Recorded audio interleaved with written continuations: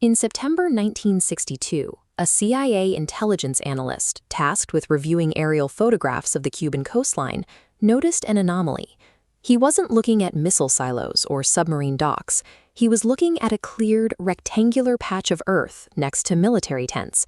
The analyst drew a simple, immediate conclusion. Cubans play baseball, Russians play soccer. That single field confirmed the presence of a Soviet military camp and triggered a massive national security escalation.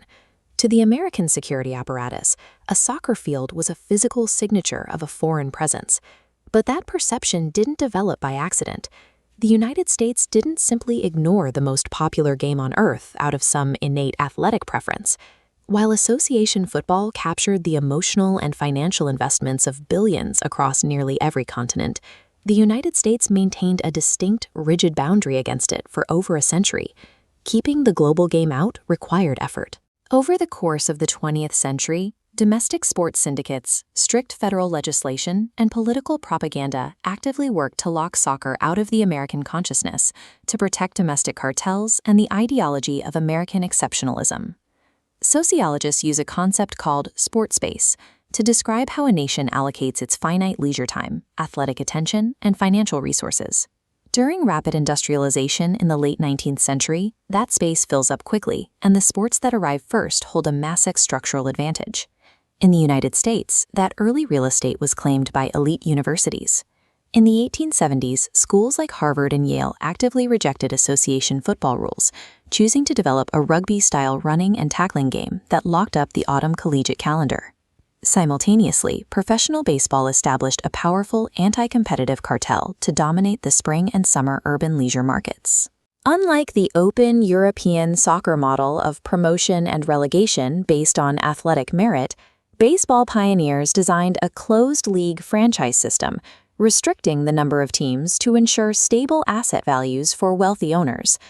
In 1922, the Supreme Court ruled that professional baseball did not constitute interstate commerce, granting a sweeping exemption from antitrust laws. This legal protection allowed owners to operate as a monopoly, limit franchises, and secure long-term leases on public infrastructure.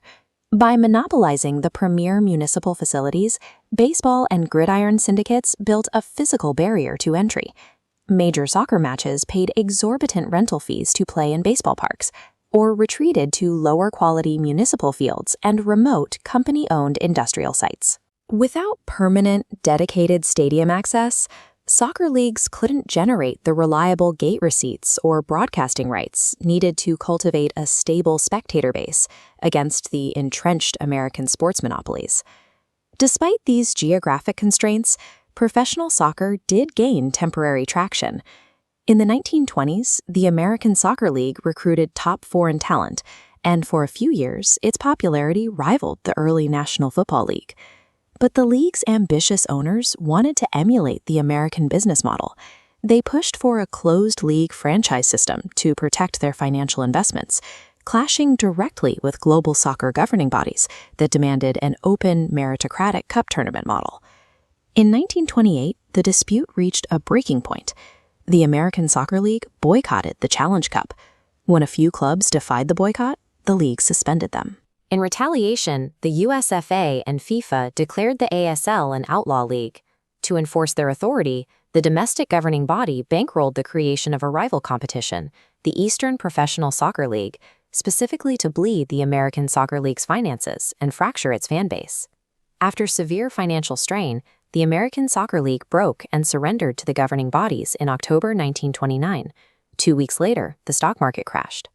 The administrative civil war had already destabilized the league's financial backers. When the Great Depression wiped out the industrial base that supported its working-class fans, the league collapsed entirely by 1933, creating a 40-year drought for top-tier professional soccer in America. As soccer receded from the commercial mainstream in the 1930s, it survived almost exclusively within insular, immigrant enclaves in industrial cities, where it took on a highly charged political dimension. The Communist Party of the United States, operating under the Labor Sport Union, championed workers' soccer clubs. They framed the sport as a proletarian alternative to what they viewed as the overly capitalistic and militaristic mainstream American sports organizations. When geopolitical tensions escalated after World War II, conservative commentators and politicians weaponized this labor history.